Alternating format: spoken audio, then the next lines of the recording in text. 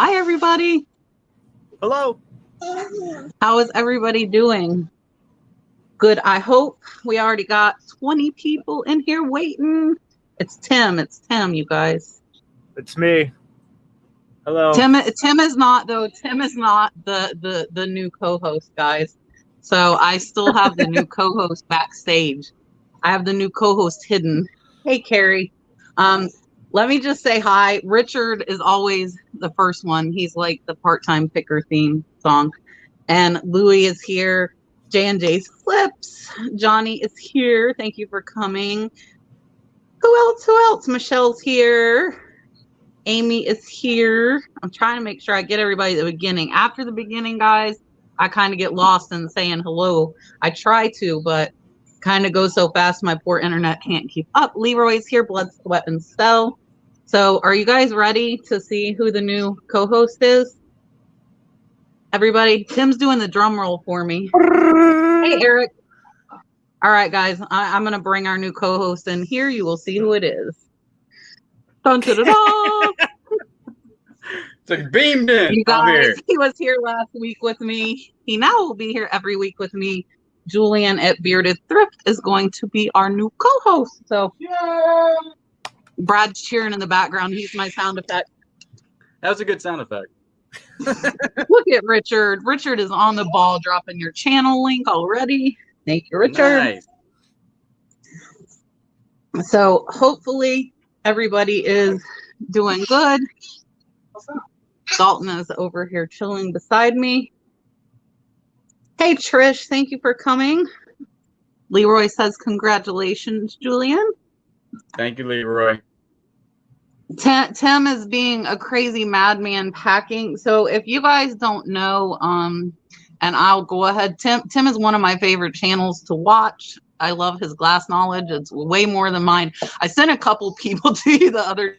No, I know. Tim, I'm like, I don't know. They were sending me messages. So like we were able to get started on one of their pieces. It's difficult to do it like in an hour because there's so much like that goes into a piece of glass. Like I'll tell you what's crazy is on Saturday I was on Vintage Vinny's channel doing a live sale. I went to the flea market that morning at 6 a.m. I filled up 2 boxes of stuff for $10 each box, brought it all home, cleaned it all, researched it all, priced it all, and then sold it in the live sale that night.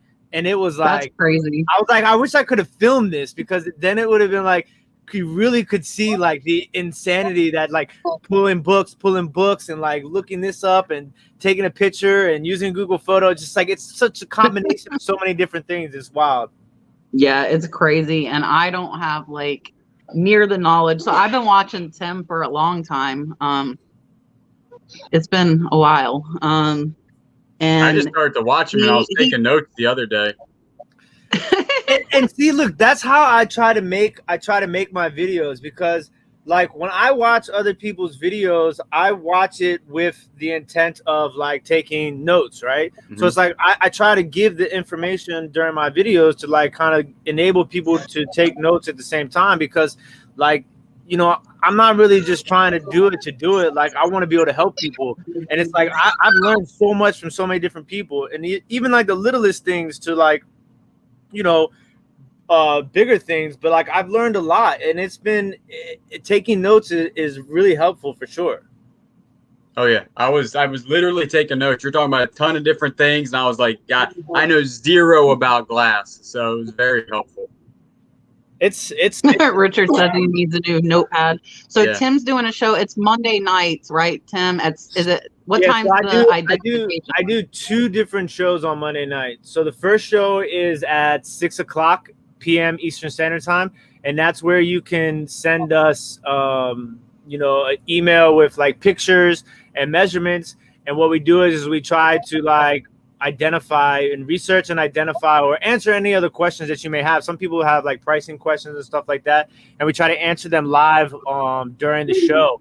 And it's really helpful because it's not just us, right? Like it's people in the chat like chiming in too. Like, you know, they might think of a keyword, a way to like describe something that you might not think of. So it's like you kind of like have like 60 people all together like trying to figure out one thing. So it's kind of like fun, and it's like everybody's learning. Like I'm learning at the same time as teaching, basically. So it's like, I don't know. For me, I really enjoy it, and I feel like it's a good opportunity for me to give back to the YouTube community, the reselling community. So like, I love it. And then I take an hour break to get set up for my live sale, and the live sale runs from 8 to 9:30. So And it's a hectic. My internet's too slow for his sale, which is good for my pocket. So I tried to win like the first 2 shows, and I would see people typing the number before I saw Tim say it. That's how slow my internet is. So I don't have any chance of. Same thing with with Patrick's sale, Trusty Huckster. Like I just don't have the internet speed to be able to win anything. And his sales are there's a lot of people in there too. So like it can get kind of crazy. But like I really noticed that the first time, like the difference in internets, when I used to be on Nick and Andrea Hills, who is like the biggest channel in the UK when it comes to reselling, and they do a quiz show on there. They have a separate channel that's a quiz channel called Let's Get Quizzical, and like I would be in there like, I got the answer, and I type it in, right? And then like I see it on the screen, and there's like 17 people before me, and I'm like, man, I thought I had it first. And I'm like, man, it is such a struggle. So it's like when you actually know something, it's like you might know it, right? But now you gotta be like, running that. You're gonna look like you're copying internet. Oh yeah. Yeah, that's crazy.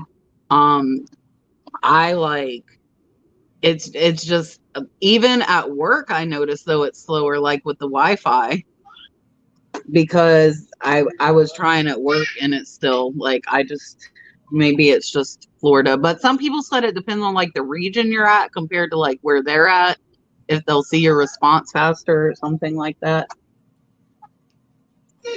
Amy says that game is stressful, so you got to get like that.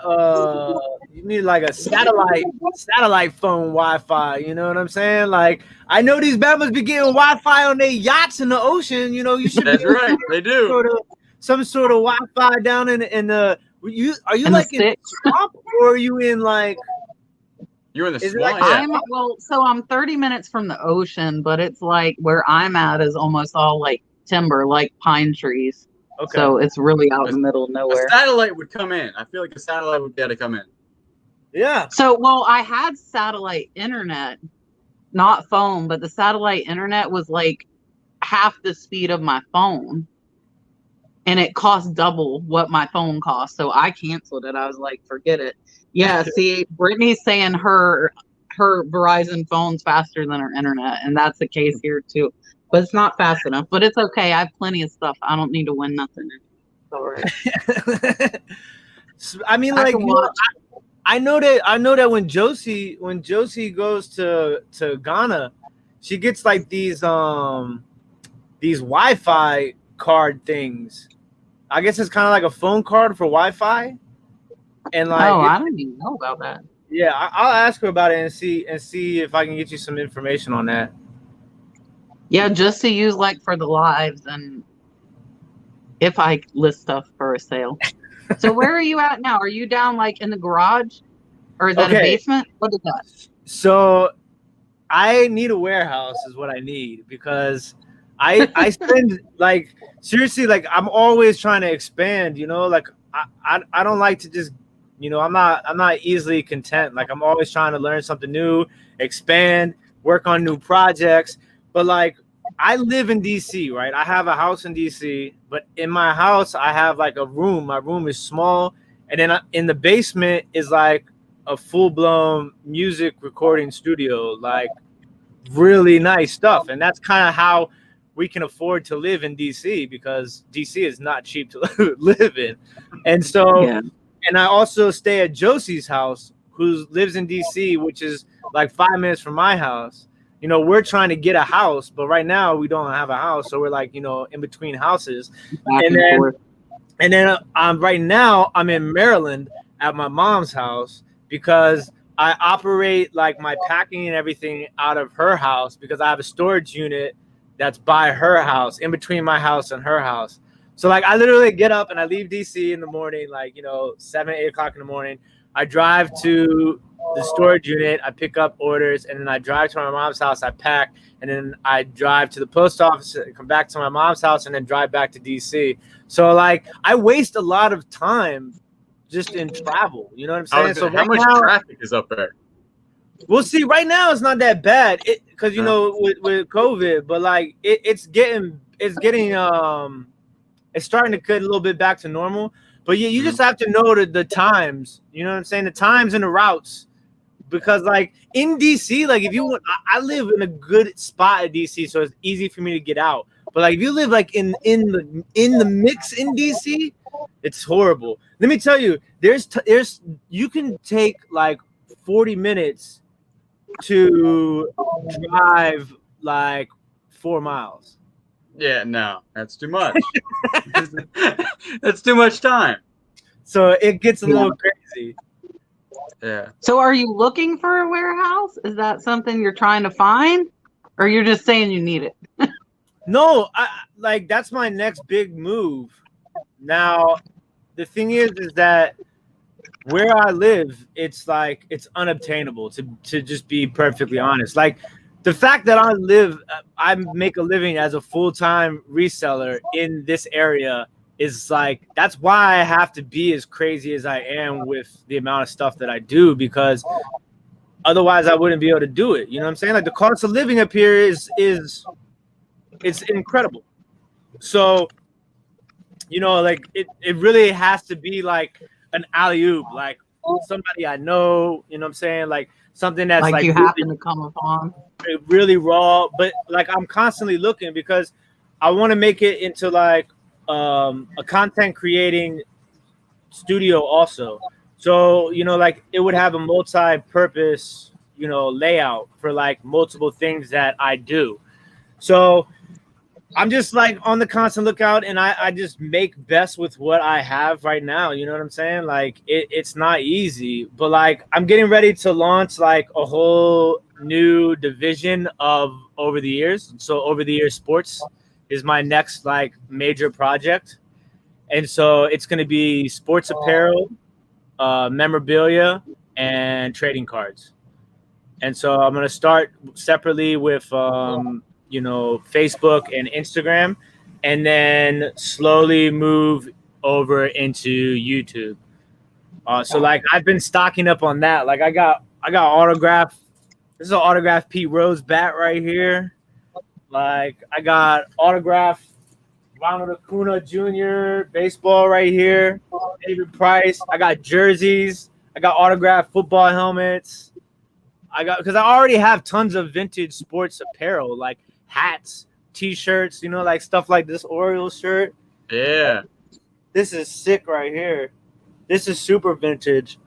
So like, like that's my next thing. And it's just like, now I'm going to do that, but that doesn't mean I'm going to stop doing what I'm doing right now. Like I do it all. Like there's no stopping. It's just like the constant, like, what can I do to be better? You know what I'm saying? And it's just like, I'm a sucker for knowledge. So like, I always am just like trying to learn new things. You know what I'm saying? And it's just like, there's so much out there to learn, because if anybody tells you that they know everything, they're a liar. And I've been preaching to people too about how like, don't get it twisted. This reselling business is not easy, and it's not for everybody. You know what I'm saying? Like it's tough. Like there'll be times where like, especially when you're like, for me, like with the position I'm in right now where I'm trying to expand, it's like I have to spend money to do that. Like I have to build capital. Right. Like I've kind of, found these backdoor ways to do it. Like instead of like outright buying inventory at high prices just for the launch, you know what I'm saying? Like I found, some avenues in which I can kind of, finesse the acquiring of the items. But like, it's put me into this like situation where like I can't really source, you know what I'm saying? Like, and then it's like I have to think about budgeting my money for supplies, because with the live sale, like it's increasing the amount of items that are going out at once. So it's like you can see, I literally have just a mountain of boxes back. Yeah. That's a good thing. Yeah. Yeah, That's not bad. it is. But it's like with that comes, Oh yeah. tape, bubble wrap, all that little stuff. It adds up. Like, Oh yeah. it's a lot. You know what I'm saying? But I love it. And yeah, I wouldn't trade it for I anything. think you have to love it though. If you don't love it, like it's not gonna work. And people, me and Julian were talking about this the other day. Like, I don't feel like it's hard work, but it's a lot of work. It can be hard, but I think the most of it is like you got to be self-motivated to do it. Nobody's making you list, nobody's making you ship stuff on time. It's all you. Like, you got to be driven to do that to grow your business. And if you're not, it's not going to grow. And I don't know if Heidi's in here. Heidi, Hot Flip Heidi, she has a channel. She started her channel because of me, and she said that she thought I was crazy, like that I was full of it with all the stuff I was selling. And she said she started watching, and she said she realized the only thing that I was doing that she wasn't was listing a lot. Yeah. And she's like, I realized like it's not a lot, and you just have to put a lot of work in. If you want to get that much out of it, you have to put that much in it. You're gonna get what you put in. That's what I learned, is that you have got to list a ton. I mean, like, if you're selling 10, you better be listing 30 to grow it. Because you're gonna sell. You're gonna sell stuff pretty quick. Every time I get above 500 listings on eBay, right? And the next day, I'm like, it's down to like 487. I'm just like, God. Every you list double. Yeah. And it's just like, it's tough. And so how many platforms do you sell on, Julian?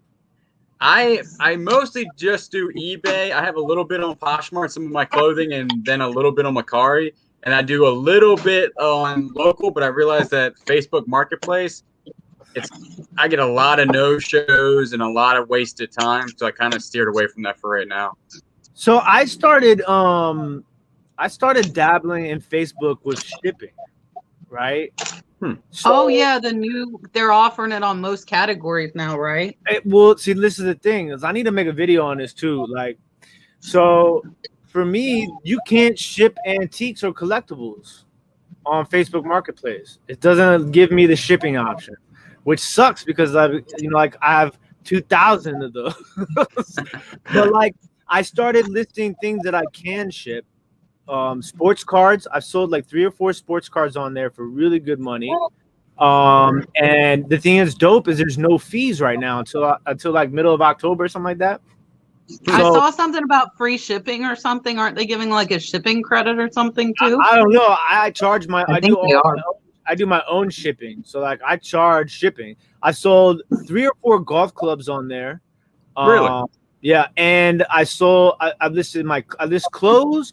You could do tools, clothes, sports equipment, and sports cars. That's what I've started doing right now. Diane said, which platform? That's on Facebook Marketplace. And so the other thing is that and now Mercari is doing the whole starting to ramp up the fees too. Yeah, they are. Yeah. I just saw that. Yeah, like, it's not. Who wrote that? Where'd it go? Like somebody said the 30 cents. It's not 30. It's not 30 cents per listing until it sells. So you still can list for free, but once it sells, they're charging 30 cents and 2.9. Basically, they're charging PayPal fees now, where they weren't charging that before. And then I saw something else is they're charging you as the seller for canceling, and the buyers for canceling, I believe. Yeah, so that's like, you really got to be on top of your cross delete game.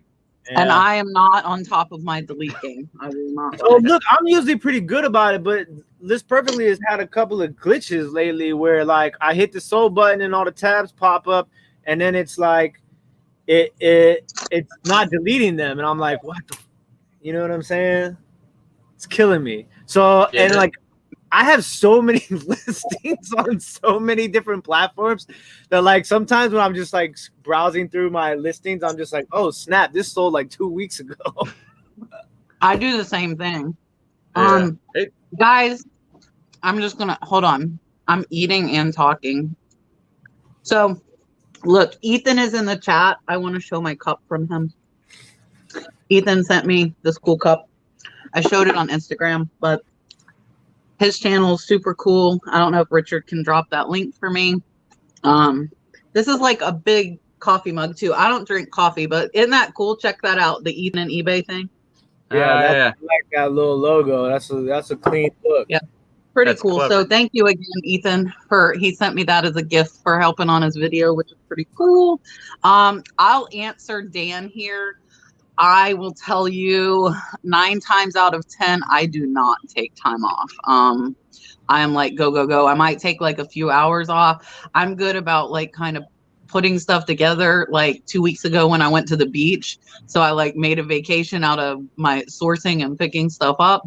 So I did take like that night and, you know, the next day off, but I don't take a lot of time off. I know Julian goes fishing a lot. I don't know. He takes off a lot. As much as I possibly can. That's why I quit my job, is so I didn't have to work so much. And see, like you in your mind, you say that, right? But then I work a ton. You're like, man, I'm still working all the time. But it's different work. You got to admit that. It's a little bit different. Exactly, 100%. And because what you're doing, you're putting money. Your work is putting money in your pocket. Your work's not putting money in somebody else's pocket. So when I worked before, I knew I was making $22 an hour. No matter, different. It's different. So I don't mind working 15, 16 hours a day now because it's not that bad. Yeah, and you can take a break whenever you want, and you like it. I would hope you like. I like doing it. You like what you're doing, so it's not as bad. So for me, I get into these little stretches where I get really bad, and I don't like space out my work as much as I should, because I think it's important to take time off, and especially because for me, like my family is important. So it's like, especially I want to be able to do things with my girl, but then it's like I need to work because I need to make money to be able to do things with my girl. You know what I'm saying? So it's like you have to kind of find this balance. It's like a give and take sort of situation. And so that's what I've been really I've been spending a lot of time on lately, is trying to figure out the best way to manage my time. So what I want to be able to do is I want to be able to get caught up. So like I've been really working hard on getting caught up. And then I feel like once I get caught up, then I can allot my time a little bit better. So like it's really difficult. It's one of the things I struggle with the most about reselling, is how to properly handle my time. And like I said, it kind of goes back to what I was saying earlier about how like I feel like I waste a lot of time by not having everything in one place, right? And I feel like if I was more organized and I had like a space where I could do incoming, outgoing, research, photograph, like everything kind of like in one area, it would be very beneficial for me too. But so I do think it's important, and it's important mentally too. You know what I'm saying? Like I'm not all there mentally. You know what I'm saying? Like I have my own demons and everything like that. So it's like sometimes for me, like, being bipolar, like I go in these, manics and downs, ups and downs. So it's like when I'm up, it's like I can bang out like, I'll work for like 18, 20 hours straight. And then like when I'm down, I'd be like, man, I don't even want to like get out of bed. Like I don't even want to, let alone pack. You know what I'm saying? So it's like, real life kicks in and takes over a lot too. Like it's tough. Yeah, and there's always I something make to myself do. take a break. Yeah, you have to make yourself. Richard, I have not. I don't know if the guys have. I'll let them answer, but I have not moved to manage payments. September 7th to 11th, they said I'll get an email, but I haven't switched over. Man, they've been hitting me up every day talking about when you going to join managed payments. Like I feel like they a bill collector right now. I feel like I owe them money for my student loans. The way they trying to get me to get on managed payments, I haven't done it yet either. I'm waiting until they tell me I have to do it. Like I don't know. No, none of us have. I I don't know if it's good. I don't know if it's bad. You know what I'm saying? Like, I don't know, because I don't know. like for me, you have to remember, I'm like backwards from everybody else. Like, I started on Etsy.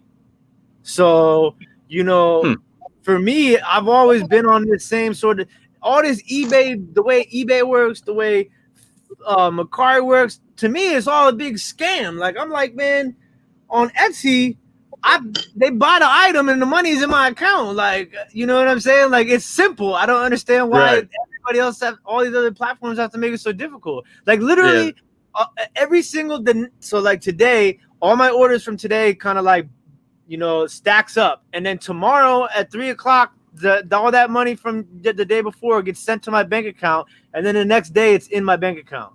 Like, that's how it works. Like, it's easy. But like with eBay, it's like you could buy something, not pay for it, you know, for at least a week or two.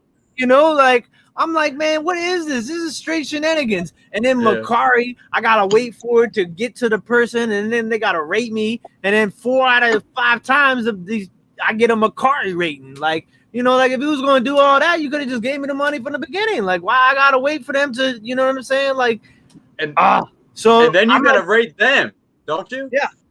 Yeah.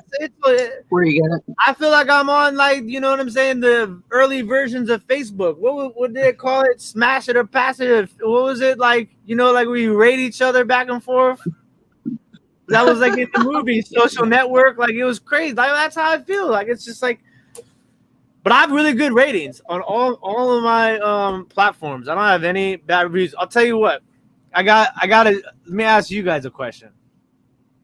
If you got neutral feedback, do you fight neutral feedback?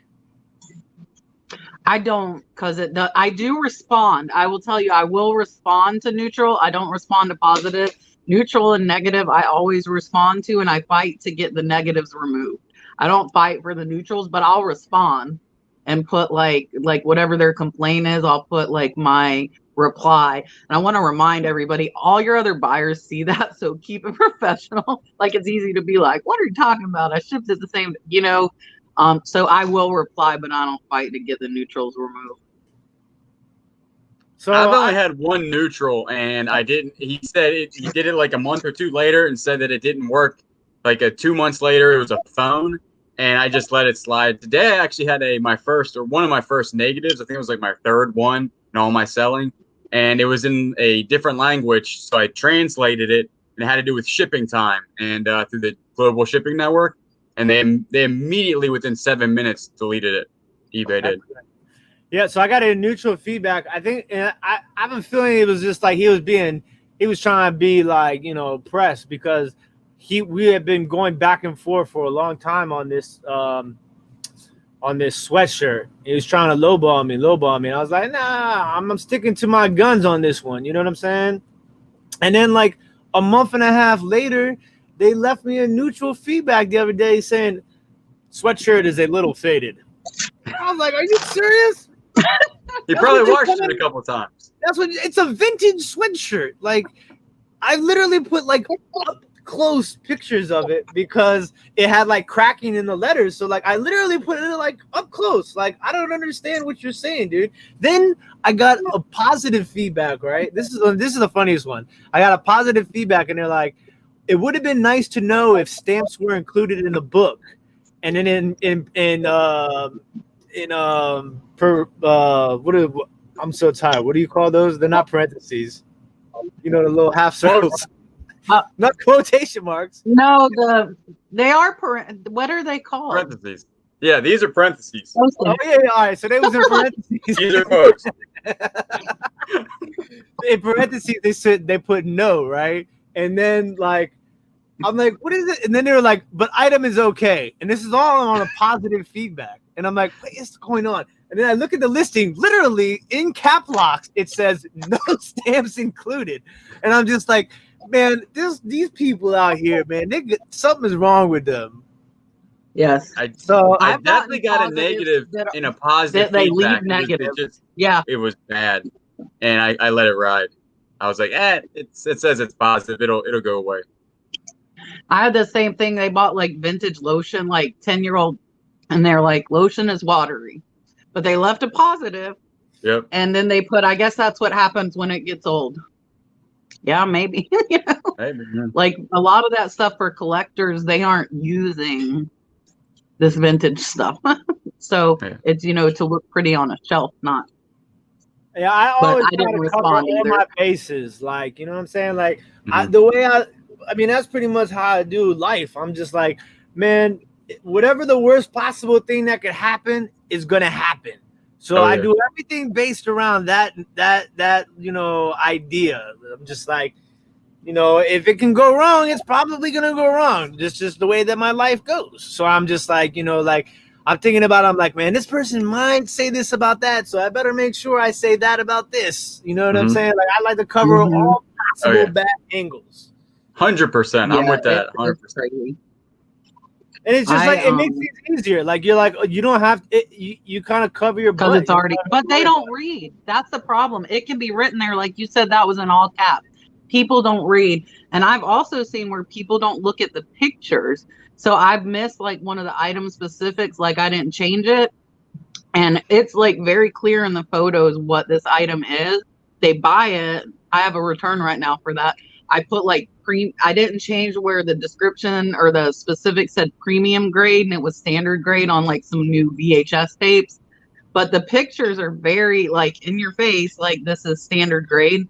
And they're returning them because the specific said that. So they didn't look at the I'm like, it's in the picture. But I mean, that was my fault. I didn't change it. But you would think they would look at the photos and see like that's not what it is, you know. But it amazes me. They don't look at the pictures. They don't read. Half of them, I don't know how they buy this stuff. Yeah, a guy bought a golf club and he was like, what length is it? And I was like, well, in the last picture, if you look at picture 11, it tells you the length. And then he was like, oh, yeah, I didn't look at the pictures. What? That's what I'm saying. Why do I even like, waste my time taking pictures? Like, it's crazy. He did end up buying it, though. He said, yeah, that's the correct length. But the moral of the story is, yeah, moral of the story is you obviously don't know what you're buying. You're not looking at the pictures. look at the pictures. Like it kills me. I'd be like, and like, you know, I'm a really nice guy too. Obviously, I have a really like, you know what I'm saying? Like I got a switch. Like, you know what I'm saying? Like I'll go off. I can go off, but I'm pretty nice, you know what I'm saying? Because I know that I gotta be professional about everything. Right, So like I try my best to like be politically correct, but I kind of, you know, I throw some shade at the same time. You know what I'm saying? Just a little bit, just so they know that you know. Just enough, right? Just enough. I do the same thing. But just enough to tell them, I know what you're doing. Professional shade. Yeah. Someone messaged me when they picked up on a size mistake they saw from a photo. Saved me a lot of grief. Yeah, those are always good too. There are some nice people out there. Jen, I am eating shepherd's pie. Brad knows when my live is every week, and he gets dinner ready when my live starts every week. You can make dinner too. I can't make dinner. So wait, yeah, shepherd's pie. That's like chicken pot pie, right? Yeah, but with beef. Oh yeah, it's pretty good. So that's what I'm eating. Most times I'll wait, but I'm hungry, so I said I'm gonna just eat. Man, when I go in through these days when I be doing like I've spent 12 hours packing, I eat like crap, and I need to get better about eating better. It takes so long to cook stuff.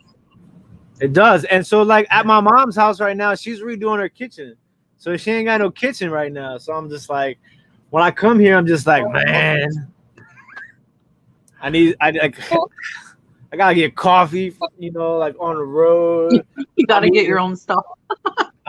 Well, look, man, this is the other thing too. Like when my mom she cooks, and I am super grateful because, you know, like I haven't been to the grocery store and put food in my own refrigerator in like 2 years. So I used to work in the restaurant. I used to work in the restaurant industry, so I always have food for free. Yeah. You know what I'm saying? Like I have family meal. I took food home. You know what I'm saying? Like, yeah. I'm a simple man. Let me tell you. Like, you know, I don't need a lot. You know, like I don't need material things. I don't need like nothing fancy. I mean, I like to do fancy things every once in a while. You know what I'm saying? But like, I'm super fortunate because my mom, like when my mom has food, she'll cook, and I'll be like, "Hey, Ma, can I have one?" You know what I'm saying? So, and then Josie's mom is an amazing cook too. So Josie's mom, you know, she be throwing down like crazy, amazing food. So like when I'm over there, like I get a little bit to eat too. But like when I'm on the road, I'm just like, you know, like I don't want to eat McDonald's, but you know, every once in a while you look in your pocket and you're like, it's a dollar menu kind of day. You know what I'm saying? Yep. So yeah, for sure. That's how I am at work. Like I need to bring stuff because at like work, because you know, a 12-hour shift, it's busy, it's crazy, and like we don't have time to run, go get stuff. So I keep saying I'm gonna bring stuff, and I end up at Wendy's. Like we have Wendy's and Subway at work, so I end up there half the time. and I'm never home really. So I'm like, what am I gonna put food in the refrigerator for so it can go bad and waste money? Like, you know what I'm saying? Like I'm a man on the go, like, you know, whatever. An orange here, maybe, you know, make me. And I like vegetables too, you know, like I like asparagus, I like Brussels sprouts, I like broccoli, I like carrots, French style green beans. You know, like I eat. And this If people haven't eaten, Tim is gonna make them hungry right now. Is what's gonna happen. Only if you like and then I'm vegetables. eating. It's only naming green things. Dude, and let me tell you, like I'll eat anything. Like I'll try anything. The only thing I don't like is I don't like mushrooms. Yeah, I like. They're not bad. I mean, I've had some mushrooms before, and this other thing is I try. You know what I'm saying? Like, especially when you work in the kitchen. I mean, the restaurant, like chefs, like, man, you know, you gotta eat the mushrooms. Like these are like $50 mushrooms. You know what I'm saying? I'm just like, all right, man, I'll eat the mushroom, dude. But can I have a piece of steak too? You ate it, you're like, it tastes like a dollar mushroom. It tastes terrible. Yeah, it's you know, it's like I don't like the texture, like the slimy stuff. Julian, what do you like to sell, and what sells for you? I sell anything that I think I can make a profit on, but usually I know tools the best, so I can usually source them online faster. Especially on Facebook Marketplace, I don't have to ask a lot of questions. I just got to see a couple pictures. And that's really about it. Like golf clubs, I'm getting pretty good at. You can look them up quick. But tools, I buy a lot of toolboxes and like full of sockets and wrenches and all types of stuff. And that sells it. Some of it sells very quickly. I've noticed that some things are a little long tail, but some things sell pretty fast. And they're not breakable. Yeah, it was crazy, those tools I got. Like I was in the profit in less than a week. I bought the tool chest with like sockets and wrenches, and it was because I was watching Julian, and like Leroy does a lot of tools too. I paid $250 and I sold one set of the wrenches for $300 in less than a week. So everything else in that toolbox, plus the toolbox that I still haven't listed locally, will all be profit. Yeah, usually if you're buying a big toolbox, I try to buy what I can sell the toolbox for like the whole thing. So I just picked up $250 worth of stuff. So the toolbox I know I can sell for $250. Everything else inside is pure profit. Yeah, and that's, I'm hoping I can get that much for that one empty. Kind of the same thing. Yeah, they sell. They take a while though because people were, you know, you got the right buyer for a certain toolbox. You can hang on for a while. That one though isn't very common. I haven't looked really close for the date again, like because it's like I want to say like a 70s or 80s with like the bottom rolling part and the top like chest with the drawers. That's and it's the Craftsman, right? So. That's a red Craftsman. Yeah, that's pretty good. They sell decent. So do you do any vintage tools? Yeah, most of the stuff I get is going to be older. Like in the Craftsman stuff I get is always going to be, I try to get like 90s, 80s, 70s. I got a couple 60s stuff. Snap-on, I try to get, it's any type of Snap-on tools or Mac tools will sell. I got a pretty wicked Snap-on hat. Do you? Oh yeah, super vintage K products. With the scrambled eggs on there. It's real dope. I haven't listed it yet though. I need to. Yeah, it'll sell. Anything Snap-on sells. You could sell anything. For sure. It's ridiculous. Yeah. People love that brand. And then I thought I had this. I was thinking of. I wish I had somewhere close because I know, like, I remember Matt, part-time pickers. He had all those like Tesla like side mirrors that he got from somewhere. I don't know where he got them. I wish I knew. Car parts sell for a lot of them. If you had somewhere you could like get stuff from, I think that would be like a good business in itself. I got a pick and pull when I was up there, and if you know what you're going for, I mean, you really can make a ton of money knowing which one moves quick for car parts. But I mean, are these people going to like U-Pulls like that are doing it? I'm interested to see if anybody in there says they are doing it. Like, how are they getting all these car parts? It's basically like a junkyard that you go get the parts. Pull whatever you want. Oh yeah, it's a junkyard. Yeah, I was in there a while ago, and the guy had like 180 airbags he was buying, so he's got to be selling them. Oh, dude, there's this kid that I see at So you know, I got my Walmart, one of the Walmarts in my area. I figured out the time they stock the cards, so I go there and we're there every day, every restocking day. And one of the kids that's there with us buying cards, he sells cars and car parts on eBay. That's his primary thing. And then he just got into like cards now too.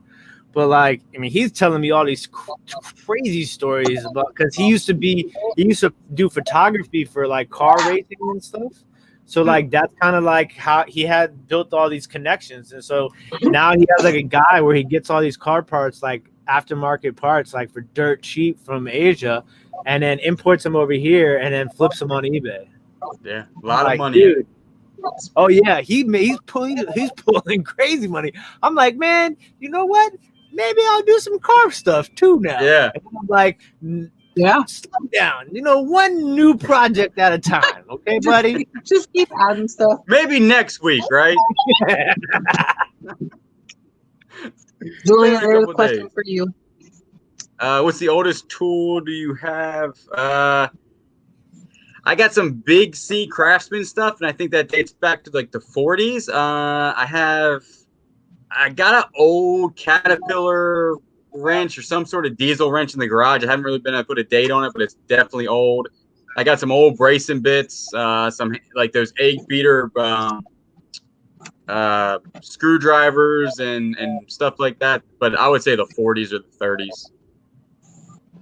Nana, I would contact them because you got somebody else's order. I'm assuming you see the same return address that you got the charging station from, because that seller probably made a mistake and that is somebody else's item. I would contact them if it were me. Yeah, I would do that too. Old me might have been like, hey, look at this. But older, wiser Tim does the right thing. Is Ma Dukes in here? Is she? I didn't see her. Oh, I thought I saw her in here. Nah. Somebody else. Somebody similar to Ma Dukes. Sir not spoke up. I think Ma Dukes. I think Ma Dukes is watching though, because she sent me a text message. Are you still enjoying picking up vintage shirts? Absolutely. But the thing is all right, look, man. I'll tell you real quick. I don't know if you guys can see. We're gonna go on a field trip really fast. Okay, let's go. So you see those boxes right there to the right of those boxes? That's a couch full of vintage T-shirts, and I haven't gotten to listing those yet. So I have those. I have like 1,000 hats still I haven't listed, and I was doing really well for a while there. Like I was listing like. Bill says I was worried my Dukes was dropping a hammer. Absolutely, Bill. You already know. I used to be really good. I try to do like 10 hats a day, you know, but like I'm telling you, it just sometimes you just get caught up on like your day to day. Like I gotta pack, I gotta ship, you know, like I gotta do this, I gotta do that, and you're just like, man, when am I supposed to list? Like Josie's like, you need to come home. I'm like, all right, I'm coming home. And then like I'm like, all right, I'm gonna list a few things at nighttime, you know. And then like I get on the couch and then I eat some of that good Josie mom cooking. And next thing you know, I'm like, man, you're out. I don't even fall asleep. I just like, you know, you get we up here we call it the itis. And it's just like, when you eat and then next thing you know, you just like, you don't want to move. Like you just stuck, like, and sometimes I get like that. And then like, also I'm always researching stuff. So I do a lot. I read a lot and I watch a lot of YouTube videos, and not necessarily just like reselling stuff, but just like, I'm one of those people that can fall down some rabbit holes. And then next thing you know, it's like 2:00 in the morning. I'm like, man, I could have just worked. But instead, I'm over here like reading up on like astrophysics, for 2 hours, and I'm just like, man, how am I gonna use this in my day-to-day life now that I spent 2 hours of my time on it?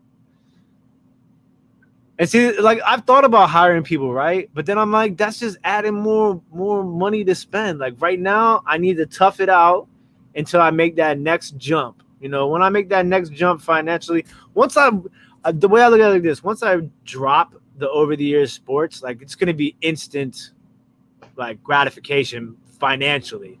Yeah. Because like I'm sitting on some pretty valuable stuff right now.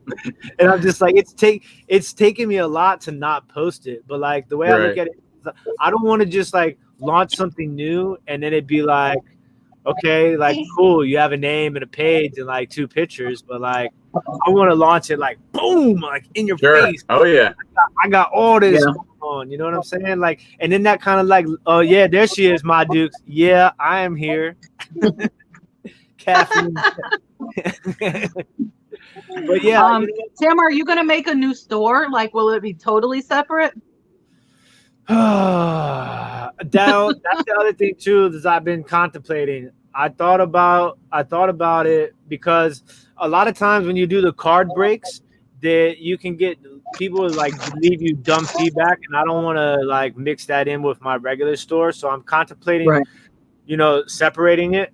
But then also the downfall of that is like, especially when you're selling like stuff that has COAs, certificate of authentications, or people look at you a little funny if you don't have no feedback.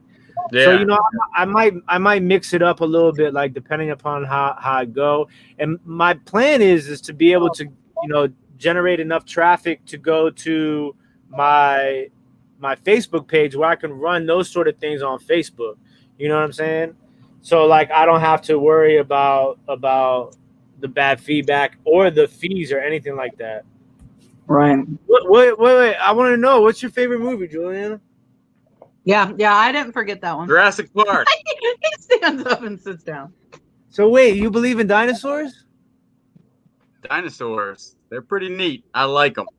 I understand that, right? That's cool. I think aliens are pretty neat, and I like those too, right? But do you believe in dinosaurs is the question. I mean, there is a couple skulls out there that looks like a dinosaur. Yeah, I mean, there's a couple of skulls out there that look like dinosaurs, right? But why do you think it looks like a dinosaur? It looks like a dinosaur because somebody told you. Somebody said it looks like a dinosaur. Like, right? Yeah, exactly. Right. If you think about it, the second you come out the womb, they feeding you dinosaur stuff. You got the little dinosaur onesie for the kids, squeaky toy, dinosaur pasta. You know what I'm saying? But is the dinosaurs really real? It's just a question to ponder. Not tonight, but in your next off day, take a little trip down the dinosaur rabbit hole. Go down the rabbit hole, take a little look at YouTube and see. Learn about dinosaurs. You know what's funny? D Nimmons in here. Tim, you watch him too, right? Yeah. Guys, if you have a YouTube, D Nimmin has over 100,000 subs. I'm part of his channel membership. He is hanging out in the chat, which I think is awesome. So D, thank you for taking a few minutes out of your time to come and hang out with us. I appreciate it. Let's see. There's more. There's lots of questions here. I just started watching D Nimmin. It's like really good content. Like I watched him when I was back in the day. Yep. Yeah, like, he's great. Super great content. Richard Richard, who are you asking? Can you let us all know how you got started in the reselling? I think it's in my blood. I've been doing it. Like my brother, when I was like a kid, would buy U-Hauls full of stuff. I don't even know where he got it, and he would resell it at the flea market. So I've seen reselling in all kinds of forms my whole life. So when I was 18, I had like my first eBay stuff. I found like plants at this nursery. I was selling roses on eBay, shipping them out, and I've done it off and on pretty much my whole. I even used to sell stuff in middle school. I'd buy stuff on clearance at the mall and go to middle school and sell keychains, like when the cool little sayings were, the little plastic keychain, and I'd go sell them to the kids at school. Oh, and I bought wholesale at Sam's Warehouse candy warheads and resold them at school too. Oh, dude, so I've been doing mad candy. Yeah, for a long time. So I've been doing it my whole life.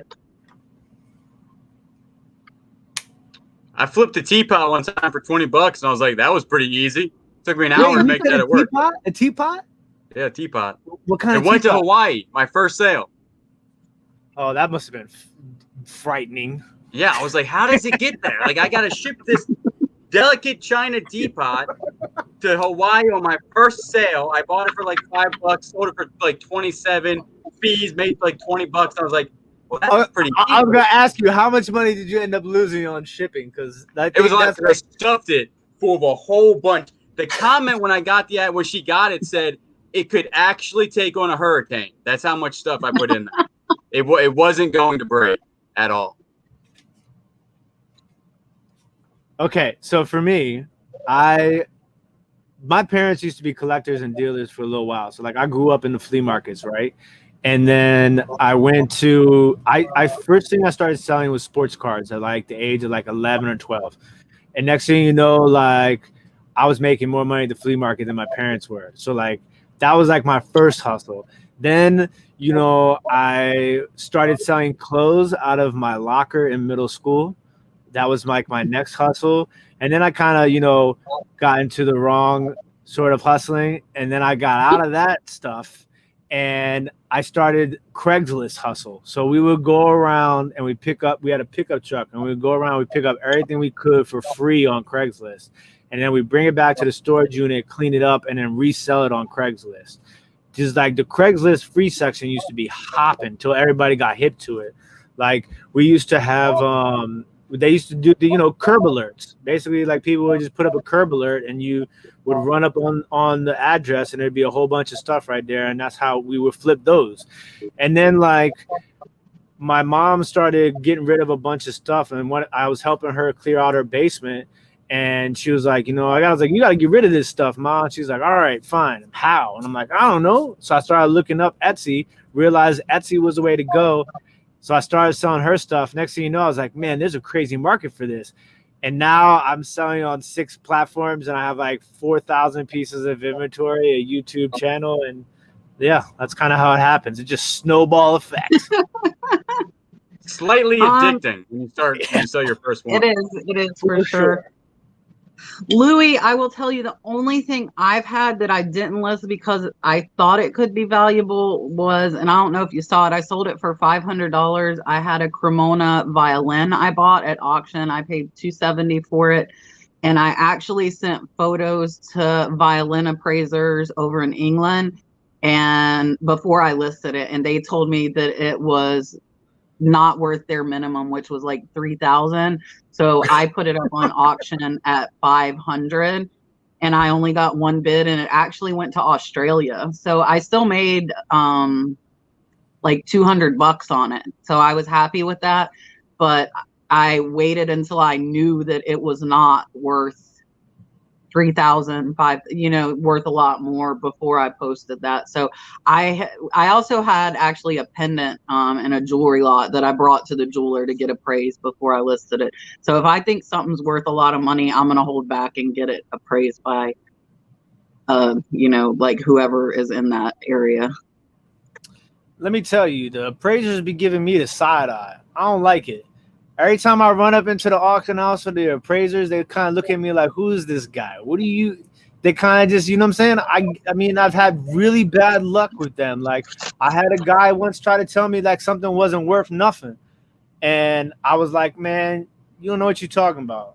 I sold it for $300. You know what I'm saying? I paid 10 cents for it. He tried to tell me it had no value. I was like, you know what? I ain't messing with y'all no more. I mean, if it's like, you know, yes, it kind of goes like with what Kat's saying. Like sometimes, you know, it's just going to be super difficult to figure it out on your own, and you need a little bit of help. But I've done a lot of things on my own in my life, so I'm like, you know what, I'm going to figure this out, and I'm not, because sometimes, you know, that's the worst thing you can do is just give up on the research and list something before you know, because you get impatient, because you can sell yourself short for sure. You know what I'm saying? Yeah, I had, and it was really funny. I had a plate. It was what's Bonanza? Ponderosa Ranch. That's what it was. It was a Ponderosa Ranch, and I use WorthPoint a lot. And there was only one on eBay. It had sold for $12.99. I'm like, no. So I went to WorthPoint. I saw some sold for like 50, 60, 75. I priced it at $60. Somebody wrote me and said, good luck. The last one sold for $12.99. I wrote them back. I said, sorry, not my fault. They underpriced their item. It sold in less than a week at my asking price, no offer. Wait, and it was, you know, Ponderosa what? It was Ponderosa Ranch. It looked like almost like a ship wheel. It was a ceramic plate and just a collectible. I couldn't date it. But I found the exact one on WorthPoint, and it sold for like 60, 75, you know, just like those like collector's plates. So, you know, what's funny is that Pyrex made mugs for them. So there's Ponderosa Pyrex mugs. I saw some of them, and I saw like some. I think it was them. They're like white ones, right? Like milk glass almost. And then it says Ponderosa on the top rim. I've sold a bunch of those for good money. So anything Ponderosa really does well. But you know, and there were no other ones listed. I'm like, I can make my own price. Yeah, you gonna get people like that. This is the thing. Somebody always told me this, right? They said, you got to remember that things are only worth what somebody's willing to pay for, right? And so, you know, a lot of these people out here, they got money, man. You know, so you put it up there. You let the market dictate what you're gonna do. You know what I'm saying? So it's like, if you don't have a problem with sitting on something, list it high. Take your time. You know what I'm saying? And then if once the way I like to do it too is so I'll list something. If I list something a little bit high, I take the offers and I chart them, right?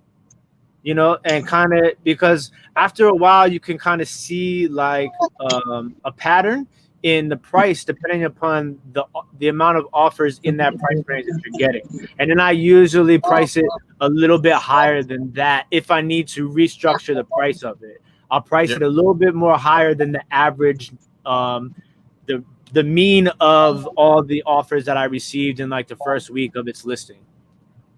I don't know if anybody else does that. I might just be a little much. No, I want to have room I did that. Yeah, for I've like done the that. offer as well. Because I mean, mine's probably 50-50. If I'm priced right, a lot of people will buy it without sending an offer, but I want to have wiggle room for that offer if it comes in that I'm not, you know, just saying no to anything that's not up to $1 under.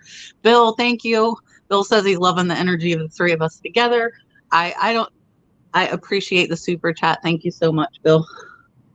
Bill's the man, by the way. But I'm with you, Tim. I would price high, then offers would come in, and I gauged like how much to actually sell for by their offer. Because that's the way to roll. Mm-hmm. Because you don't want to sell yourself short if you can sit on the inventory. So, and that's the other thing too. And I've got room. I don't mind sitting. A lot of people, they don't like some of the stuff that I sell specifically, right? Is I get, you know, a lot of my glass and china and stuff will sit for a long time. You know what I'm saying? And not necessarily as much as the stuff that I get now as the stuff that I used to source. Because like, you know, sometimes you get, like in the beginning of my reselling, like I got caught up in reading off of other people's hype, right? And not listening to myself. So like, you know, I ended up getting stuck with a lot of, you know, whack inventory, bogus inventory. But like that stuff still sells sometimes. Like sometimes like I'll sell something, I'll be like, I'll look at the picture and I'll be like, man, I've had this thing sitting for like a year and a half. But somebody just bought it for $40. So I mean, hey, it's like, I mean, like if you don't have to necessarily look at it every day, I think it's a lot easier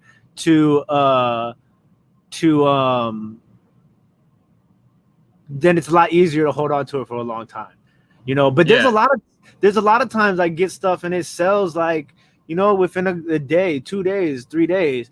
I don't know. All right, so look, have you ever had this? I don't know how much stuff you have, right? But have you ever like, you know, not like went to go look at something, right, or pull another order, and like you touch something else and you look at something else, right, and then you're like, you know, nothing, and then you go back to doing what you were doing, and then like that same day or the next day, that item that you touched or moved or thought about sells. Dude, I can't believe you just said that, because that happened to me today. I put it on Instagram. I had a valve spring compressor. It's a snap-on tool. I've had it for like 6 months. Nothing. Very little views. I moved it from one shelf to another shelf. Sold today. And I was like, does eBay watch me? Like, I literally just picked this up. And see, so like whenever that happens, my mom's like, okay, here's the list of things you need to go touch. You know, I've been going around touching everything. Yeah, it happens. Those entire shelves real quick. No, but that happened. D, I don't know if you're still here. So long. Oh, thank you, D, for the $10 super chat. That is awesome. D has helped me with my channel a lot, guys. If you have a YouTube channel, he's amazing to help you grow your channel. So I am very honored that you came by and hung out with us for a little time, and appreciate the super chat. Thank you so much. Okay, yes, resume. You. Sorry. Yeah, actually, you're the one, Kat, that told me to start watching him, and I have, and he's helped out a ton. Yeah, I love him. I love him. Mm-hmm. So Juan, I don't have a budget, because if I see good stuff, I'm gonna buy. Like I had my beach estate auction. I spent $1,600 at one estate, and I mean, I was in the profit within like a week and a half. But if I would have set like a $500 budget, I would have missed out on a lot of it, because there was so much good stuff and like vintage shirts and vintage hats, and like I would have hated to miss out on that. So I kind of keep a little bank in case I find good stuff like that, so that I can buy it when I see it. I had a budget in the beginning for sure, because I had no money. So I had to, like, you know, I didn't have much buying power. I could only buy a certain amount, because I need a cash flow to come in. But now, no, if something, I don't really have a budget like monthly for sourcing. If I see something and I know it's going to make money, I buy it. And like obviously not like $100,000 or something crazy. Right. I mean, it's whatever my life budget is. I don't, you know, I mean, whatever I can spend, I'll spend it. You know, like if I, you know, I take a look at my bank account, and I'm like, I'm like, you know, I'm kind of like Matt Damon and Good Will Hunting a little bit, you know, with numbers. So like, you know, like I got the chalkboard, right, and I'll be in front of the chalkboard, you know what I'm saying? And I, you know, write a couple of little, you know, numbers and letters and put them all together, and then I'm like, all right, I think I'm gonna go sourcing today. Yeah, and then sometimes I don't know how everybody else is, but you know, for me, a lot of times sourcing is therapy, and I need a lot of therapy. So sometimes, yeah, I mean, I'm a wild guy. So like a lot of times I go out. Not now, obviously, everything's changed with the way that the world is now. It's not like it used to be, where you can just, you know, go to the thrift store whenever you want. You know what I'm saying? Like, it's different, but it is important to be conscious and aware of what you're spending. You know, I guess it's different for me, because I don't know if it's a full-time or part-time thing. You know what I'm saying? But like as a full-timer, it's like, this is how I eat. This is how I pay my bills. So like, if I look at my bank account and I'm like, you need to sell more today. You know what I'm saying? So it's like People better buy some stuff. Yeah, I'll sit down and I'll list. But like also at the same time, like I was talking about earlier, like, you know, I'm trying to do an expansion. So it's like if I want to do that before I make the money, I gotta spend the money. You know what I'm saying? Like that's part of business 101, no matter what you're doing. And you gotta get ready to, and I had to when I, you know, it's full time, you gotta be ready to spend that money. Like you can't, you know, if you come up to a good deal and it's $2,000 or $3,000 and you have, you know, you gotta be willing to, you know, take that risk a little bit to spend it to, you know, to make it back. Yeah, I've learned you can't buy scared. If you have your research, you have the knowledge, you know it's gonna sell. Don't be scared to buy it, you know. Richard, I don't have 10 grand to go drop personally. The most I've spent is that $1,600 at that beach estate. That's the most I've spent in one place. I spent $1,800 on a tool thing. I should have. He had more for like $2,500, and I didn't have $2,500 at $1,800. So, but now I would. I mean, I don't have 10,000, but if there was something higher, I mean, I could spend a little bit more. Josie will whoop my ass if I spend $10,000 on somebody. Let's be honest. She will whoop my ass. She'll be like, "What were you thinking?" Yeah, where is my ring? You spending $10,000 on vintage T-shirts? There better be a diamond. You probably got a lot of vintage T-shirts. Nah, but for me, the most I ever spent, I spent like $700 once clearing a shelf of cards that I haven't even sold yet. They're sitting in a tub waiting for to gain value, and then I spent $450 once on all those Dale Earnhardt T-shirts, which made me a lot. Those of money. did good though. Those were good. That was a nice pickup. I still have like 6 or 7 shirts left and like 4 or 5 jackets. So I mean, like I'm like 50, 60 times my money already. You know what I'm saying? Like that was a great buy. But for me, it's like it's not. You know, like it's good, right? Like you see, that's one of the things too. It's like if people who can do that, I see you, Tim. People that can do that, like I'm not knocking that because like they've worked their way to be able to do that, right? But you have to understand is that like there's only a select few people that have the resources to make buys like that, right? Because the majority of us, we are in the grinding stages of research. Right. You know what I'm saying? Like we trying to get to that point of making that money. So it's like you really have to be cautious. You really have to be cautious of that. You know what I'm saying? Don't just because you see somebody else spend $14,000 or $10,000 or $5,000 on one product and do it, right? That doesn't mean that you can do it. Doesn't mean that you can't do it, but like you have to be realistic within your boundaries. You know what I'm saying? Like do what you can do best first before trying to do what somebody else can do best next. You know, I don't know if that makes sense or not, but like to me, it's like I'm good at finding the bargain. You know what I'm saying? Like, and the bargains don't come around for $5,000. Like, you know, right. Like if I spend $5,000, it's gonna fill my whole house. Like I buy cheap. That's how I make my money. If I'm gonna spend $5,000, I want to make at least 50 grand off that buy. That's how. Like, I'm not the type of person to spend $5,000 to make 10 grand. To me, that's not worth it. You know what I'm saying? Like I could take $5,000 and make a lot more money than 10 grand because a lot of those buys. That's the other thing too. Is like you got to think like this. Like if you're spending on like that on a lot, right? A lot of that's going to be the same sort of type of item. Right. So now what happens if the market goes sour on that? You in deep on one sort of like niche item. You know what I'm saying? And it's like you see all these channels, right, where they tell you, oh, I make millions of dollars selling shoes, or I make millions of dollars selling. You'll never see me tell you I make millions of dollars selling glass, right?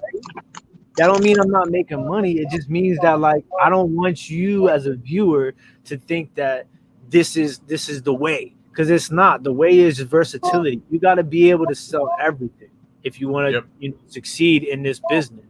And the thing is like, you know what I'm saying? I started out just selling one thing, and I studied, I learned, and I start, I try to learn one thing, like the hats. Like Cernock taught me so much about hats, and now I sell a hat every single day, at least one hat every single day. And it's like, I don't never really post up like numbers. I don't never post up boxes.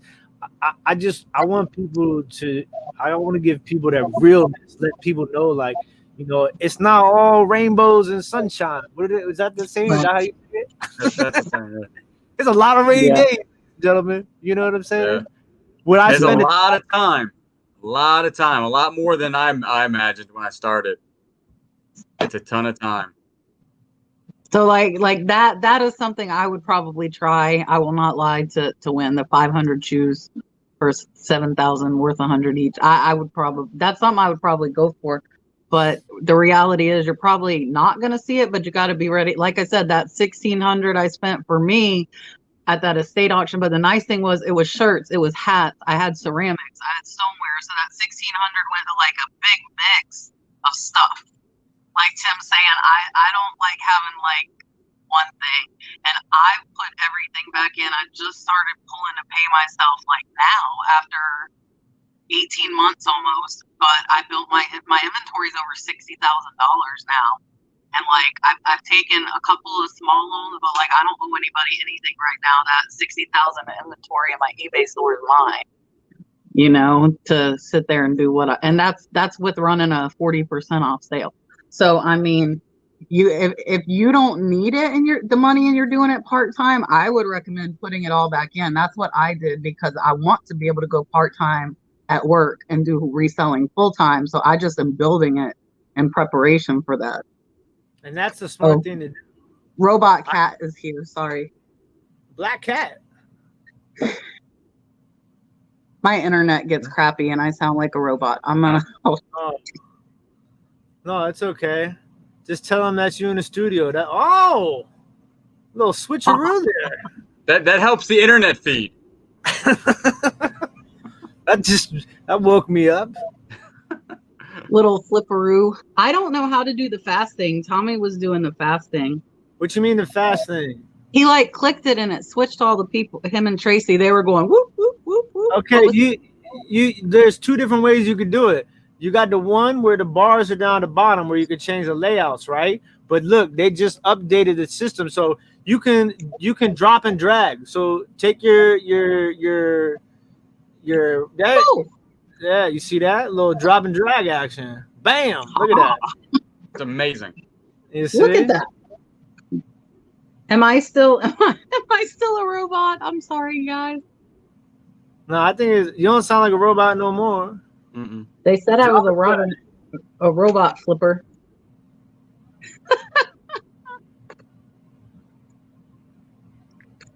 So Justin, I listed probably 150 last week. I'm on a roll. I'm at 2,140 listings right now. And the cool thing is I have my mom coming over. She's just taking photos. So like I have to do the listing. She's not doing drafts. She's just doing photos. And she came today for like 3 hours, and I probably have like 80 more things to list. So like at work tomorrow, like once I get all my stuff done, if it's calm, which doesn't always happen, but if it does, now I have all these photos in my phone and I can like pump out these listings while I'm at work, which is nice. Oh, somebody asked him if you're willing to, I think it was Glock, if you were willing to spend 1,000 to make 2,000. No. It depends on what how I'm gonna make that 2,000. Because if I'm gonna make it in like a couple seconds, I'll do it. Like one item that would sell fast, I would do it. If I was sitting, no. But see, look, usually, typically, I'm a double is my minimum, right? But think about this: if you buy something for 1,000 and you sell it for 2,000, is he talking about selling it for 2,000, or is he talking about 2,000 making? Yeah. No, I thought he meant sell it for 2,000. If you sell it for 2,000, it ain't worth it, because by the time all them fees get you, you're not doubling your money. Right. I like to 10 times my money. That's my typical rule. Well, you said too, though. You said if you I like to spent 100 times my money. if you spent $50, you want to make 500, right? That's 10 times your money. You Yeah, do the same thing. Yeah. I like to do that too every day. Sell I it mean, for- I can't always do that, but I can try. I don't see, for me, like $1,000 is a lot of money. If you sell it local, see, Tracy, know. Yeah. And if it's a quick flip, it wouldn't be bad. Yeah, that's what I'm saying. If I knew that was like I probably spent too much on the violin, but I would like to make my business model where I can spend $200 to sell it for $5 and make $300. So I'm only like doubling my money after all the fees, but the dollar amount is a good, $200 profit on one item is nice. So I would like to be able to pick up those more, but you got to have a lot more capital to pick up $100 buys than $1, $10 buys. So I would like to be able to do that. I'm gonna get there eventually, you know what I'm saying? But like right now, I'm just not. I'm not in that Macari changes are not worth talking about really. Now we touched on it briefly, but or was that before we came on? No, that was before. No, I think it was while we were on. But I mean, like, they're just coming into line with the other reselling platforms. I mean, I don't see it as but I also haven't cross-posted on Mercari in over a month. So Tim Tim, do you feel like that's a game changer for you for Mercari? Man, look, I'm gonna be honest with y'all. I don't pay attention to all that stuff. I just post and deal with the math later. Like, Yeah, no, I don't either. That's why I have an accountant. Like, people ask me, I'm like, I know what I bought it for. I know what it sold for. Beyond that, I knew I made some sort of money. Yeah, that's because thing. Whenever I'm sourcing or buying something, I always think to myself, all right, before you buy this, you gotta think about it's gonna be 20 to 30%, just to be safe, 20 to 30%, of what you're gonna be able to sell it for. Now where are you at? Like, are you feeling okay? And then sometimes, you get stuck with stuff. Like if you buy a lot of stuff, you might have like 4 or 5 really, really good things. And you might have a couple of other things that are like $7, $9, $10 items. I still sell them, you know what I'm saying? But like, I'm a much more cautious buyer now than I used to be. I used to go to the thrift store and just buy because I felt like I needed to have stuff to sell, right?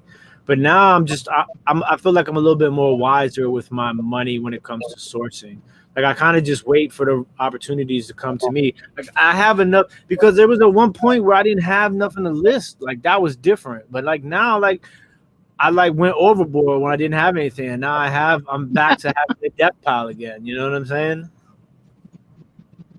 Yeah, for sure. Bill, do you mean like you're buying one item for that 20 and doubling up, or are you just buying stuff for $20 and doubling up?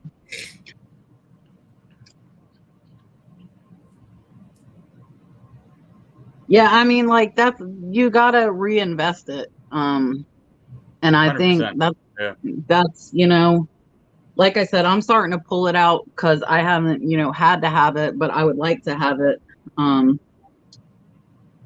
Thank you, Leroy.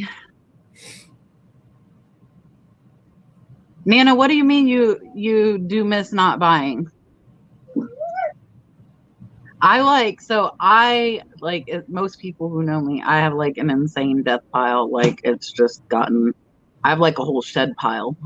My old feed shed is full of inventory that I haven't listed, but I have to go at least once a week to like either a thrift store or go on an auction, because buying is what motivates me to list. So I have to give myself like a little bit of something. Might not spend much or get a lot. And now I do make myself the new stuff. I have to list it like right away. But I have to get a little something or I'm not driven to list. I'll tell you what drives me to list. Rent. But see, I don't have that. Yeah, well, health insurance, rent, cell phone, car food. Insurance, food. Yeah. Well, we already discussed my food. He just goes to my beat. I'm trying to get you on those vegetables more. Yeah, I mean, I love my vegetables. Yeah. Brussels sprouts, man. Brussels. Let me tell you, if you go to a restaurant, right, and they got Brussels sprouts on the menu, you gotta order the Brussels sprouts because the way people cook their Brussels sprouts tells you a lot about them as a restaurant.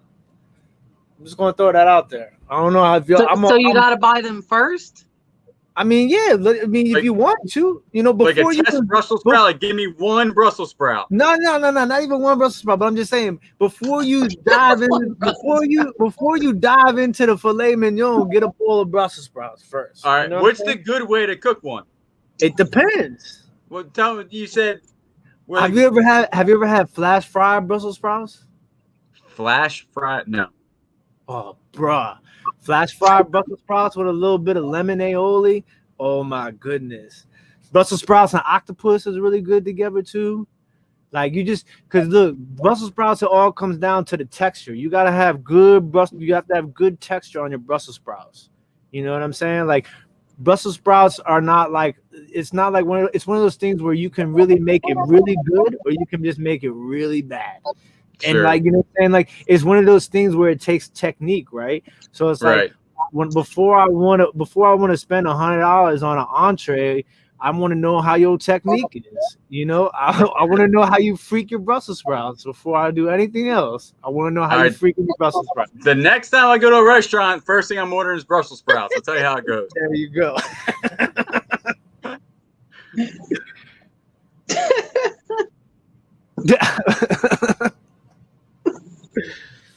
Because look, you don't understand. I mean, I've eaten some wild stuff working in some crazy restaurants, man. Some crazy restaurants.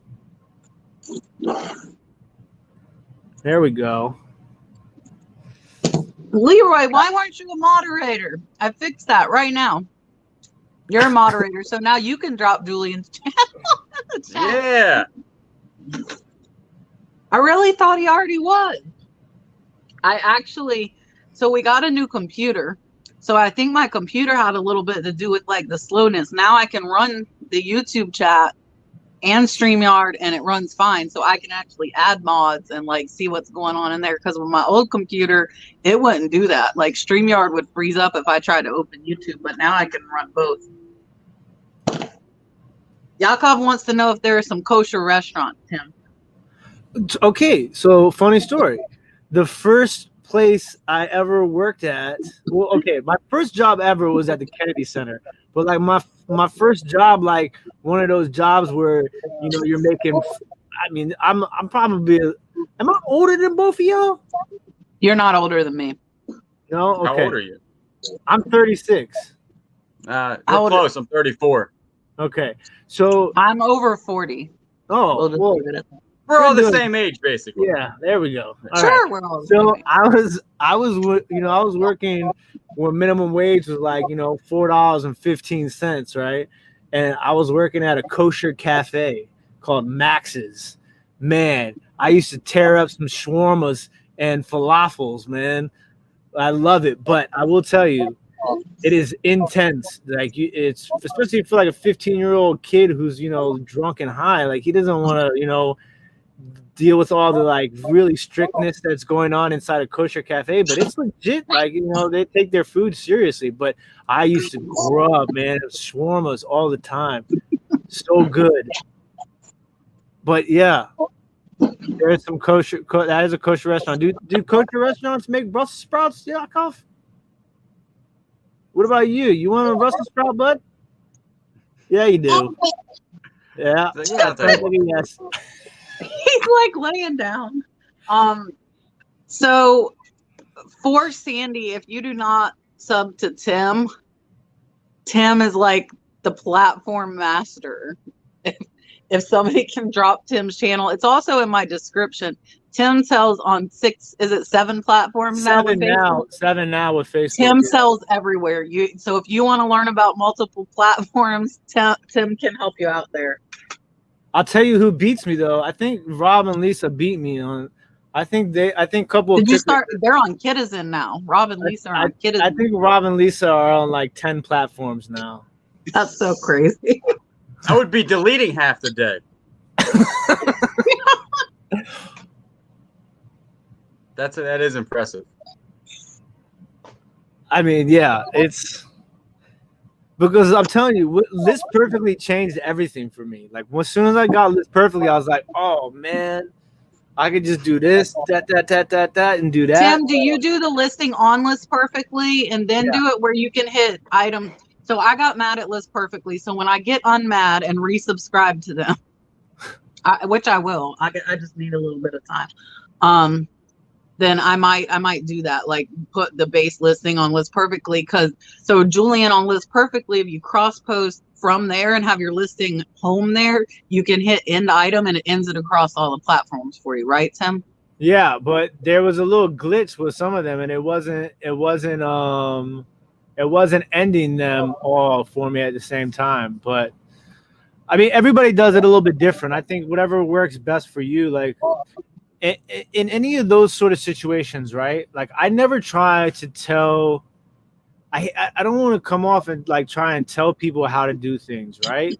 What I want to do is I want to show you how I do it. Because you're either going to be like, oh, I like that way. Maybe I should do it that way.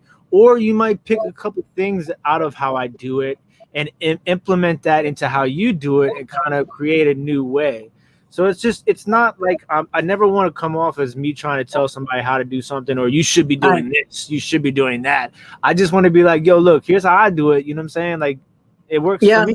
Might work for you. I think pick a little bit from everybody, make your own style. And I think the best sourcing really depends on where you're at. Like Calvin finding all those insane vintage hats at garage sales. I won't find those here, so that's not going to work for me. I do go, but I live an hour away from thrift stores. I live an hour away from good garage sales. So for me, it's easier to do online estate auctions. I can look at like 1,000 listings, pick what I want. Then when I'm driving 2 hours, I already know I'm definitely getting stuff to make money. And I bid online and then I go pick up in person. I rarely will buy and have stuff shipped to me. I have done that, but it would have to be worth it to do that. And like now with my mom helping, I have to I'm kind of looking at my sourcing a little bit different because my mom's not great at like taking 3D pictures. So I'm having to find flat stuff. So, I mean, like she did garden flags and scarves, like something she can lay down, take a picture, because even if it doesn't need to be laid down, my mom lays it down. So I have to find stuff that's meant to lay down for the picture. So I'm looking for stuff because if my mom can pump out 80, 100 pictures in a day, 50 listings that I can do like when I'm, out or at work and have downtime, I'm going to source stuff specifically for my mom to list now because I know she's coming. So like I'll look for more vintage ephemera that's, a brochure that she takes a front picture, a back picture, and that's it. And more scarves and stuff like that. So Yakov, I do live an hour away from society. That is true. I live an hour away from work. I do have a Walmart and a Winn-Dixie that is 10 minutes away. So I do. And I'm McDonald's. So I'm not like totally, but it is kind of the one red light kind of town, Yeah, I would say auctions I've been getting into. I haven't been one on person, but auctions you can pick up a lot and you can make a ton of money on. Thrift stores are I think fun. Garage sales you can make a ton of money on, but around here auctions seem to be the best way to make some money. And you can get more stuff. Richard, are you saying you have more bids on high bid or I do? Because I know I do. I have some ending today. Stuff that my mom could list.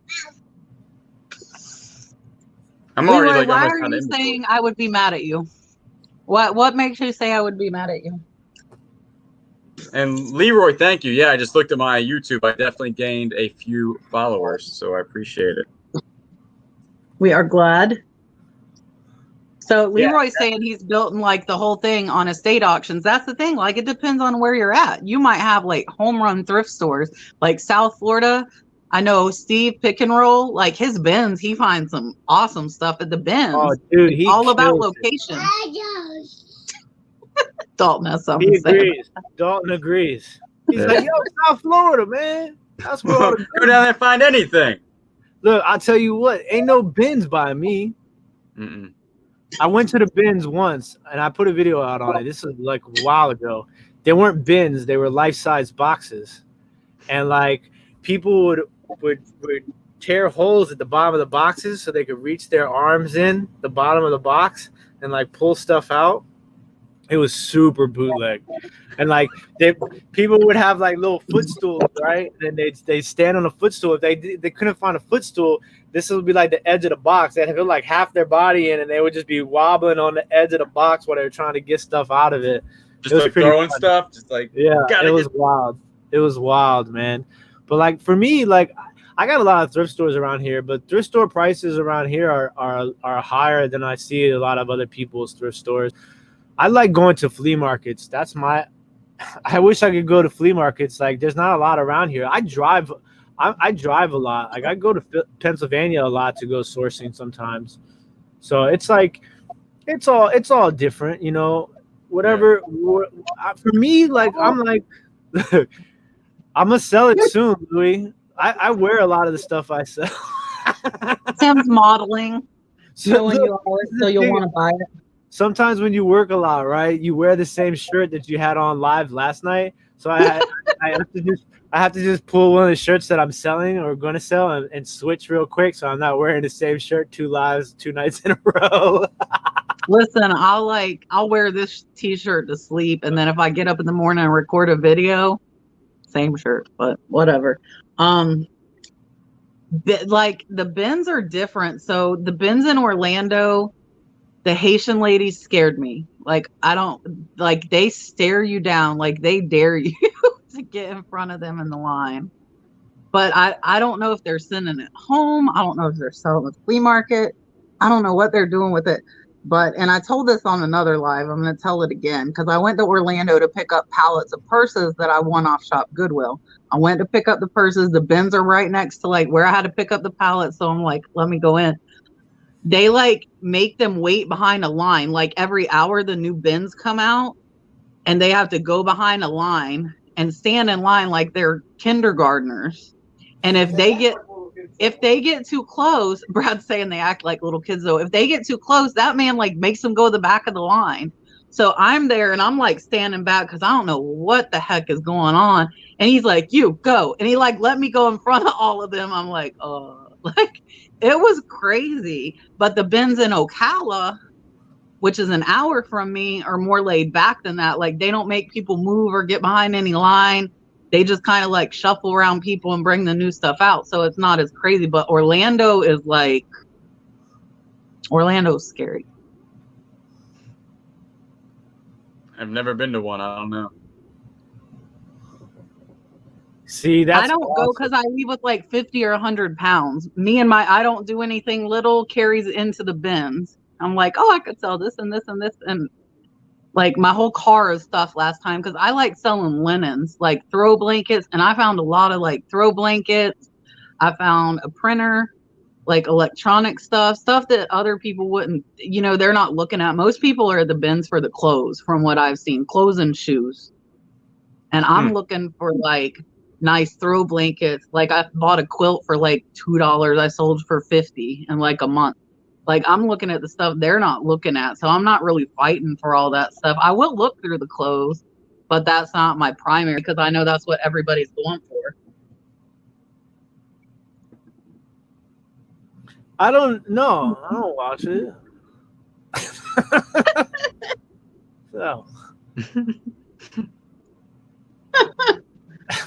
you get that real deal, Tim. You know what I'm saying?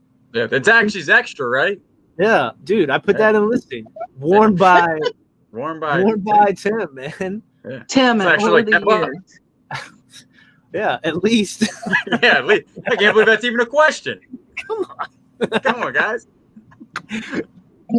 And I'll tell you what, Goodwills around here suck. They're not good. Yeah, I got people up north and they say it's really expensive. Like down here, shoes are like, $5-6.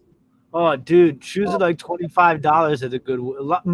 90% of the thrift stores in this area, shoes are like $25 most of the time. Yeah. That's crazy. Like Yeah. here, they'll go to like 10 or 12 at the one in Gainesville. I was actually shocked. My little local one got some decent shoes for once, and those little suckers priced them like $15, and they were only selling for 25 on eBay. I'm like, oh, you get good shoes. So they're like, oh, we got, because they never have good brands, and they And get it and they mark it Another thing up. is too is the Goodwill online Goodwill auctions just it killed the in-person thrift game. I used to make a killing off of Shop Goodwill. Can't do it no more though. Shipping. I haven't looked on there in forever because I've been doing like the high bid stuff lately. I haven't even looked on Shop Goodwill in a while. Richard, we will do that. Before you close tonight, can you have Julian talk about his YouTube channel, the content of his channel, a little bit more about? Yeah, I'm sorry. Go ahead, Julian. I feel like I've been talking too much.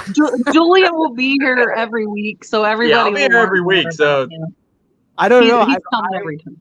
I feel like I've had such a long day. Like I really needed this. Like I've enjoyed this thoroughly. By the way, just want I'm to throw glad. it out there. I'm glad. Like yeah. the two of you guys, I feel like we're having a good time here. Hope everybody in the chat is enjoying it as much as I am. Oh yeah. Dalton seems to like it. Good. Oh yeah, Dalton. He's been chilling back there on the Rubbermaid behind me like the whole time. He's being good too. He hasn't been throwing a fit.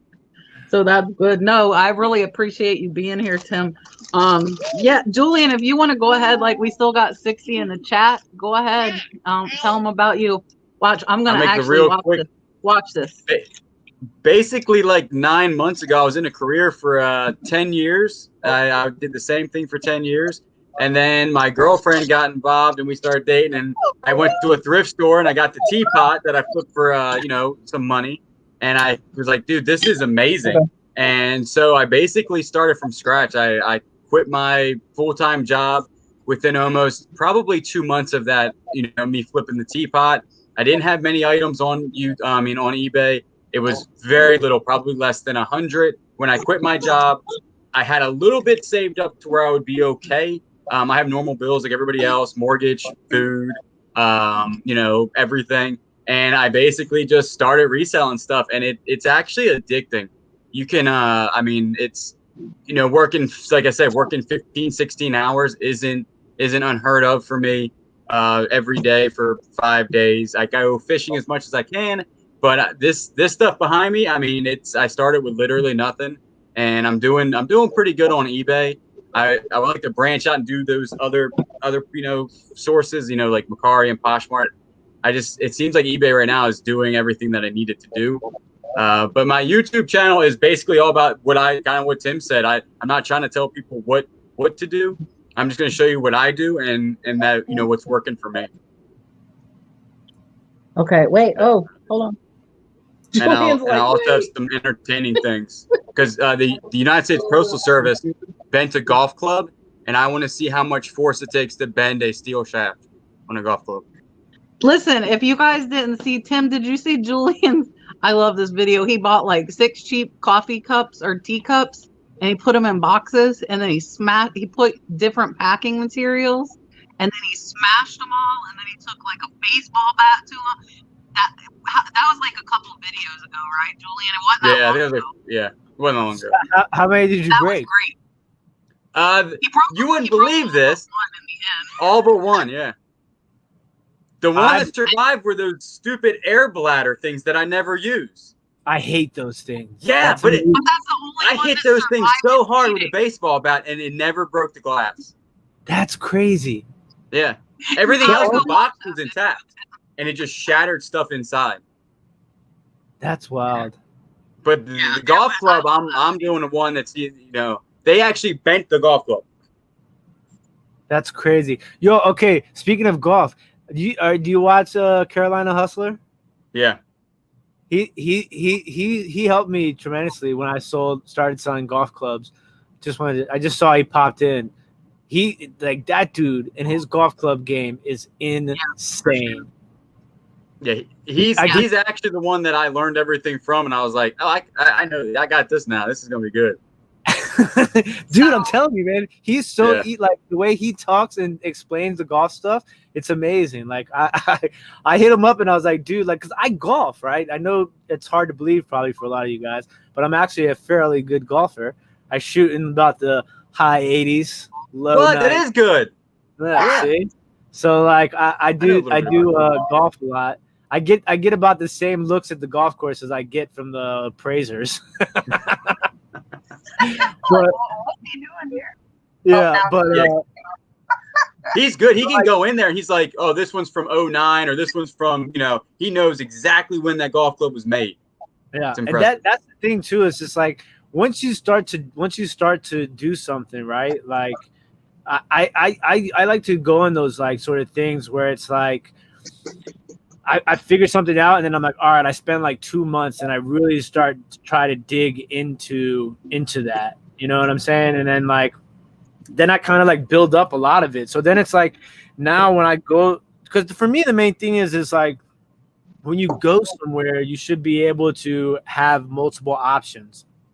Because the more that you know, like it's better for you when you go to somewhere. Because if you just focus on one thing and you go to that store, you go to that yard sale and they don't have it, then you can't get anything. So it's like the more you learn, the more opportunity opens up for you. Like it's pretty awesome. Yeah, So I agree. Bill, I would be up for that. I don't know if Tim has the time, but I will tell Tim now because we went from 3 because we started with 3 of us. And I was good with 3 and a guest, but I know Tim's got a lot going on. But I will say, Tim, if you want, like, you just tell me like any Tuesday and I'll add you on because I've been doing like 2 and a guest, so we got room. Because I think like the 4-person panel works good and 3 people too. So whenever you want, you are more than welcome. I would totally be down, right? But the only problem is my my football podcast starts next Tuesday. So we're going to be doing 3 live shows a week. So we're on Tuesday nights. That's crazy. Tuesday nights, Thursday nights, and Sunday mornings. So Tim's got tons of stuff. So when football's done, you can just come back. Exactly. So we had good timing with you coming on though. Yeah. But so like, it's gonna be my schedule's about ready. My schedule's about ready to be insane. So 2 live shows on Monday on my own channel, and then Tuesday, Thursday, Sunday live on Authentic and the Beard YouTube channel. So plus 7 platforms. Yeah, and that's impressive. Crazy. And if it wasn't for like the climate of the world right now, I would be setting up at the flea market every Sunday in the morning time. But I am a busy man. Yeah, you know what sucks though is like I have a backlog of videos I gotta edit. I'm about ready to start. I have so many videos. I think in the next 2 weeks you might get like a video from me like every other day, just because like. I gotta start getting consistent again and uploading pre-recorded content. It's tough. I'll tell you, YouTube is so tough. Yeah, and I'm it takes like, a lot of time. And you know what? I'm like I'm one of those dudes that I don't really care what people think to a certain extent. You know what I'm saying? But like at the same time, it's like put out one video and it gets like 400, 500, 600 views, right? And you're like, oh man. Here I go. And then you put out the next video and it gets like 220 views. And you're like, oh man, I'm back there to zero. I went. You're like, I was climbing, I was doing good. And it's just like, it's like the roller coaster of eBay. It's the same thing. Like it is. It really is. Up, down, up, down. It's up, funny down. because it's like I've learned a lot, you know what I'm saying, from like just other people like Tommy and Tracy, like I owe a lot to them. Like they were super helpful to me. They still are, obviously, but like Tommy and Tracy really like helped launch my YouTube like exposure, and like and then from there just kind of like started to pick up because a lot of people didn't know about me. You know what I'm saying? And it's just like I'm over here doing my thing. Come watch. Just keep doing your videos. Yeah. Okay, Tim, answer Bill. Is football even happening? Absolutely, football is happening. Do you know how many people? Let me tell you, they've done. I think their last count was 56,000 COVID tests, and they only had 5 people test positive, 4 personnel, and 1 player.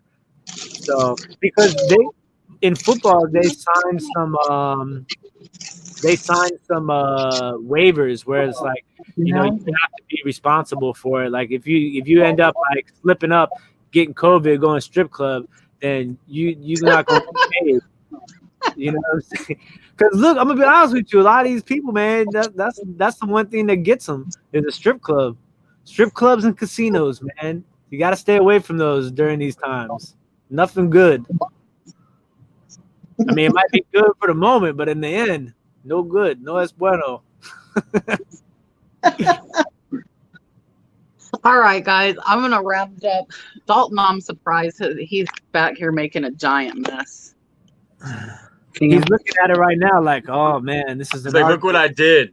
I'll let the vacuum cleaners in. Gotta let the dogs in. They'll be happy. Eat his little leftovers. But yes, I do. Before we wrap up, I do want to say thank you for having me. I really appreciate it. No, I appreciate you coming on. I think the two of you guys are going to do really, really good things here. I'm excited to start checking out some more of Julian's stuff too, man. I gotta go watch the Smack video. I am already subscribed and belled up. Previous to tonight, just so you know. I appreciate it. All right, guys. Well, Julian's link is in the description. See, Dalton's starting off. He's like, Tim's link is in the description as well. If you guys are not subscribed to them, do it. And we will see you guys on the next one.